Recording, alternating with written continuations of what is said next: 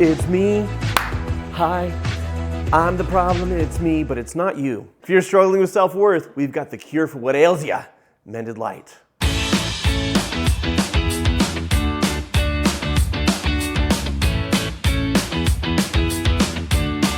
So this is Your Toughest Questions, where we take your best shots, your biggest questions, your biggest struggles, your hardest struggles, and we answer them with grace and kindness and whatever we've learned in our lives. So, grace and compassion. Yeah. How do you detach an outcome from your worth, abilities, and skills? How do you manage the feeling that you didn't do enough when you weren't hustling all the time?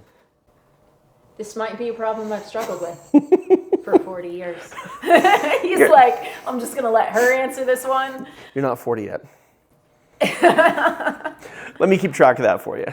But I probably will be by the time this video comes out. That's true. That's true. Okay. Anyway, we have a fabulous course on personality types. Mm-hmm. And our personality types course is not any better or worse than any other one out there. It's better. No, I'll say it. It's better. What I do really love about it is after we get done talking about personalities, we then talk about worth ties.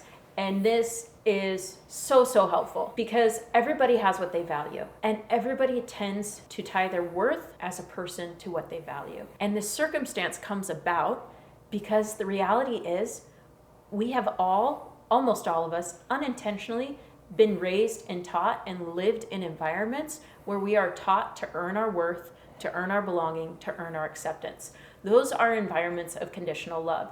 And that's not to say that our parents and our caregivers and our loved ones didn't love us. Right. It's that they didn't know how to show unconditional love because they didn't experience it. Yeah. And it gets passed down generationally. And let's be honest, for the majority of human life, everybody's just had to work and strive to have enough food to eat and clean water or cleanish water and a safe place to sleep, right? Like the most important thing wasn't being connected to your emotions or knowing your emotions. And I think that's the beautiful thing about where we're at in this period of human history is that there is the space for that now.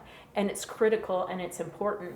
But we have generations of people that are like, I don't know what to do with all these emotions and all these experiences, and I don't know how to handle them in a healthy way. And so coming to that understanding of like, oh, here's what I value, and there's absolutely nothing wrong with what I value. And more than that, what you value is important because it's part of your gifts, it's part of your passions, and it's part of what I believe is your life mission and purpose.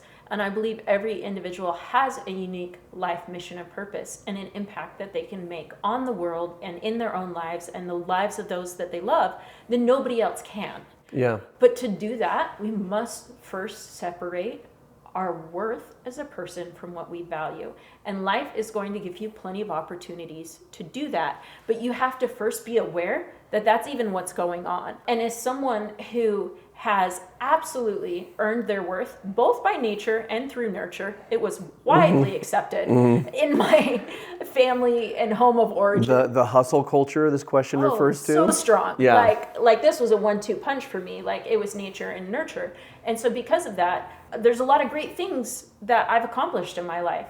There's a lot of great aspects of who I am and who I've become, but I still had to separate my worth as a person from what I value. And that was hard work. And that was a process of confronting and conquering the illusions of my greatest fears, because who am I if I'm not hustling? Who am I if I'm not accomplishing? And that came up for me. You're enough. That's who you are. Oh, thank Your you. name's enough. My name's enough. So I can sing the song, Hi, I'm Enough. Yeah, that's a good rewrite. Yeah, that would be fun.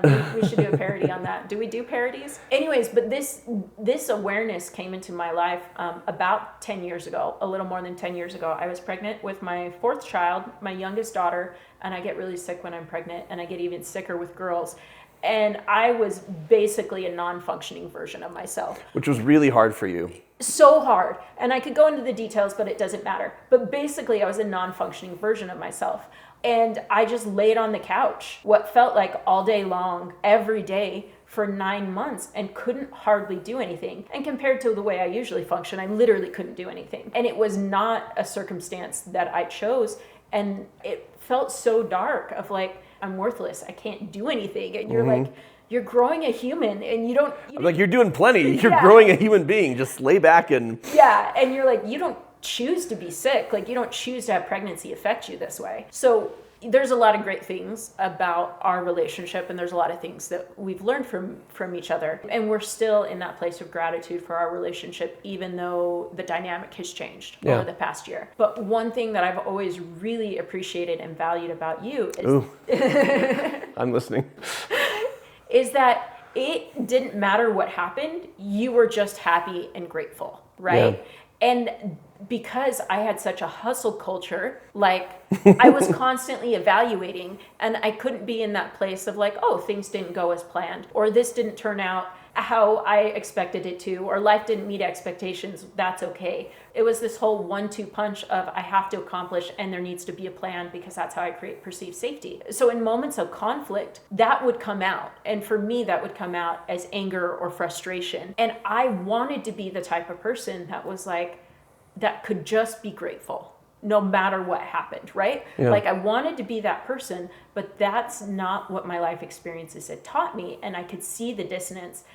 And what those 9 months of laying on the couch, feeling like a worthless person did for me is I was so incapable that I was genuinely grateful. It didn't matter what you did. Like you made macaroni and cheese for dinner. I'm like, that's amazing. Right? Yeah. Coming from the person who makes like everything from scratch, right? Like the details in your life might be different, but I hope you're seeing like the message of like, I wanted to be the kind of person previously that could be grateful for you to make macaroni and cheese and be like, perfect, you did an awesome job. Instead of being like, why don't you make a salad? And it's not that hard to do X, Y, Z things, right? Yeah. And so the gift of understanding how I was connecting my worth as a person to what I valued was a gift. And also the gift of practicing because I did genuinely feel grateful. So because of those circumstances, that brought an opportunity to practice gratitude into my life that I would have in no other way chosen because I didn't choose that. But then I had enough practice doing it while I was sick that it continued on with me and has become part of my personality. And so in those most challenging circumstances that are pulling on our worth ties, like there is the gift underneath the challenge if we can see it. The only thing I would add to that is if your worth is tied to an outcome or to what you're able to do, you can't control outcomes, and your best effort on one day is not gonna be the same as your best effort on another. And who even says it has to be your best effort? Are you doing what's most supportive for you, right? And so I just think we need to hone in on, I'm already enough, now let's see what I can do. Yeah. Well, and that's attaching your worth to something outside of yourself. So picture with me like a marionette puppet, and you have these strings attached to you, and then they're attached to other things, whether it might be accomplishment or the way someone perceives you, or whether or not someone is happy with you, like all these different things that you're like, well, if this isn't okay in my life, then I'm not okay. And it becomes an emotional string, right? Yeah. If that's not okay, then I'm not okay. And life is going to come along and it's going to pull on your worth ties because the reality is you can't control what happens out there. And we try to because we try to create perceived safety for ourselves. But if we cut those worth ties and we bring our worth back into the center of who we are and then we act from a place of innate worth, those challenges are still going to happen. Yeah. And they're still going to be hard. Like, it's hard being sick for 9 months, right? But once my worth is no longer attached to it, it does not disrupt my identity or the foundation of who I am. Yeah. How can I reconcile two opposing beliefs in myself? For example, I believe that my weight and shape doesn't determine how good of a person, wife, mother, and friend I am. And deep down, I believe that it determines how loved I am. I like to talk about how we can accept something rationally without having accepted it emotionally. So when you talk about, I believe that my weight, my body image, whatever, has no bearing on my value as a person, wife, mother, whatever, and then you're saying, but I also believe that it does. That's because you can look at it rationally and logically and say, yeah, here's what is reasonable, but our deep-rooted beliefs generally aren't based on logic and reason, they're based on emotion. and they have to be undone by confronting them head on and replacing those beliefs with something else, something true and supportive. Yeah, and so I call those little T truths and big T truths. And all of us, through nature of being human and having life experiences, we have false beliefs. We have beliefs that are incongruent with who we really are. And that is our beautiful life journey and opportunity to come to know ourselves for who we really are and our innate worth. But to get there, you're going to have to undo the knotted, messy ball of yarn of things you have attached your worth to. And it's easy to attach your worth to body image because that is a message that we get all the time. And so that process of becoming aware of what your false beliefs are, and then like you said, releasing them and receiving the truth. And the little T truths are the things that aren't really true, but we operate in our life as if they are true. Right. And so we will then create a reality of truth. And when we're able to release them and receive true knowledge, that's a big T truth. And that big T truth is that your worth is innate and it has nothing to do with your body image and size.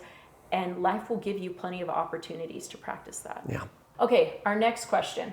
What is the difference between self-love and narcissism? Ooh, okay, I love this. Another way of phrasing is what is the difference between ego and confidence, right? But I'm going to go fully into narcissism first. So what is the definition of narcissism? What makes it narcissism? It's grandiosity, first of all. It's believing that you are innately superior to other people and that you deserve special treatment, recognition, and praise just because you're better. And the second thing is craving and seeking excessively the approval and validation of others. And then the third is a lack of empathy. Nowhere in there do I hear anything that sounds like what self-love is. Because if self-love is not, I'm better than, it's just I love myself. And Brene Brown talks about how we don't need to treat love as if it's a finite resource. There's plenty to go around. In fact, the more we give it, it's like fire, like it just spreads. And so if I love myself more, I don't need to love anybody else less. Right. It's fascinating to me how unconscious it is that love is a scarcity mindset. Right? Yeah. And it's not. It's so not. I've realized it so many times within myself of like, oh, I'm operating in this place, acting like compassion or love or understanding, like there's only so much of it. Yeah. And so I've got to earn it, I've got to dole it out. And Yeah. it's like, oh no, it's infinite. So what's the difference between self-love and narcissism? I would say self-love is the opposite of narcissism. Again, if I love myself and I believe in my worth, then I see it in others and I'm invested in helping them to see it. I don't believe that I need special treatment, or I'm not excessively seeking the validation or approval of other people because I give that to myself. And self-love actually encourages empathy for other people. Narcissism shuts that down. But the more empathic I am with myself, the more in tune I am with what I'm feeling without judgment and aware, I become more aware of what's going on with others. Self-love increases our compassion. So there's a pretty big difference. They're polar opposites. I would like to know more about how to handle an identity crisis. How could you differentiate from others' expectations and what you want in life for yourself? Okay, I have so many thoughts. We could talk about this for hours, Yeah. right? We both have our own personal journeys and stories and how we arrived to where we're at now in a place of self-compassion and love and understanding and authenticity in a healthy way. I have a clip from one of my favorite personal identity versus the expectations of others movies, Turning Red. Oh, I didn't know there was a genre for that. Oh, but there is. Yeah, it's every Disney film of the past decade, apparently, is what that's about. But May, this young girl, is struggling because she wants to be young and carefree and fun, and her mother has very strict expectations for this is what it is to be a lady, this is who you need to grow up to be. This is who you should be. This is who you should be. This is how you find your worth and belonging in the world. Yeah, it doesn't remind you of your childhood at all. No. No, okay. No. Well, and here's the thing that happens generationally is, and this is all unconscious, right? The mother has created perceived safety. And this is how she's created perceived safety. And because she loves her daughter, she's like, I'm trying to help you. I'm trying to protect you. I'm trying to teach you that you need to be this way so you too can have perceived safety. And you start unraveling it that way and you're like, oh, wow.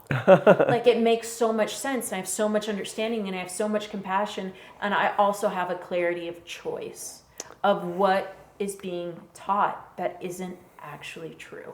So in the film, it's called Turning Red because Anytime she feels passionate feelings, be it attraction to a boy or anger or excitement or happiness, she turns into a giant red panda. Okay. And she wants to hide it from the world because it's humiliating. And so in therapeutic terms, like anytime she experiences emotional arousal, right, which isn't a sexual reference, it's just a high level of emotion. Right. So now she's dealing with feeling ashamed and her mother trying to get her to push that down. And here comes her dad to talk to her.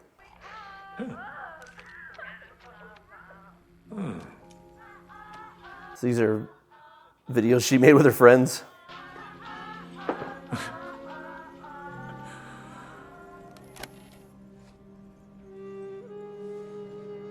So she's trying to do her hair the way her mom wants. And she's ashamed and fearful of her own anger and her own feelings. Hey, Dad. I'm almost ready. Did you make this? So she doesn't trust herself.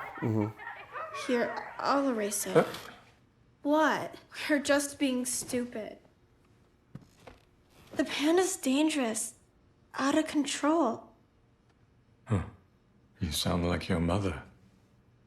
What has she told you about her panda? Nothing. She won't talk about it. It was quite destructive. And big. She almost took out half the temple. You saw it? Only once. She and your grandma had a terrible fight. Over what? Your grandma didn't approve of me, but you should have seen your mom. She was incredible. But I'm a monster. People have all kinds of sides to them, May. And some sides are messy. The point isn't to push the bad stuff away. We'll address the use of bad there. We disagree, but Make room for it. Live with it. May, erase it if you want, but this side of you made me laugh.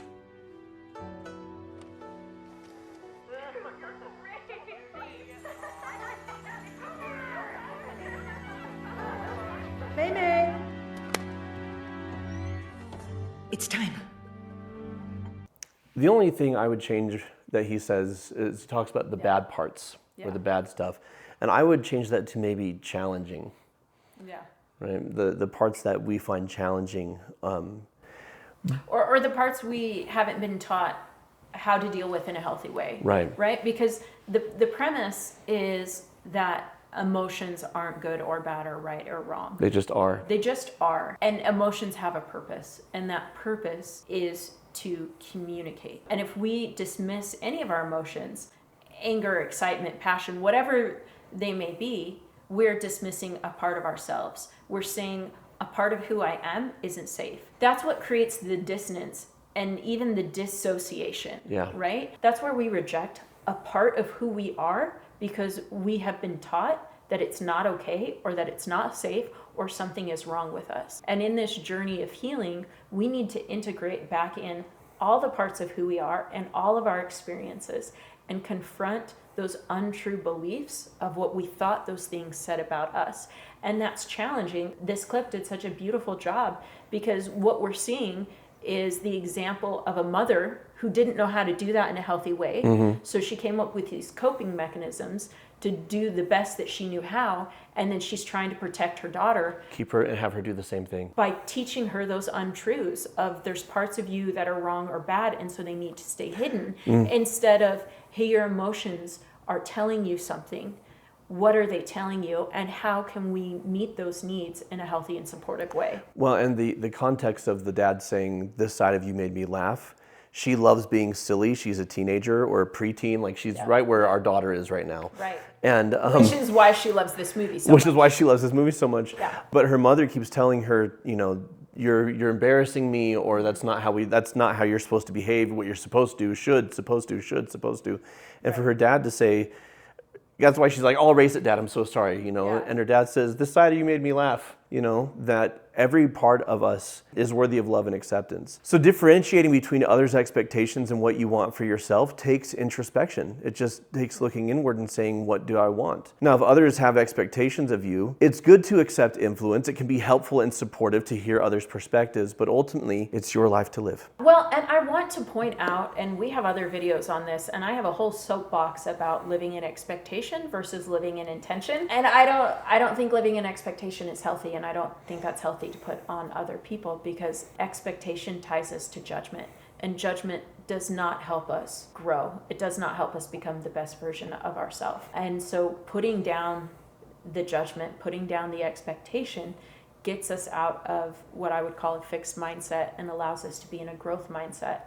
And that growth mindset allows us to be compassionate and curious. And living in intention is in alignment with being compassionate and curious, and helps us do that. Thank you for hitting us with your toughest questions about finding your worth, at least for the first go round. We're ready for round 2. You ready for round 2? Always. All right, you got more questions on this topic? Let us know in the comments below. Now, you had talked about our personalities course and understanding better what it is you value and maybe are running the risk of tying your worth to. We've got a whole video about finding your worth and latching a hold of that. It talks more about the personalities. It's right here. I know where it appears now. It's right here. And the link is also in the description below. Until next time, folks, keep shining. We need your light.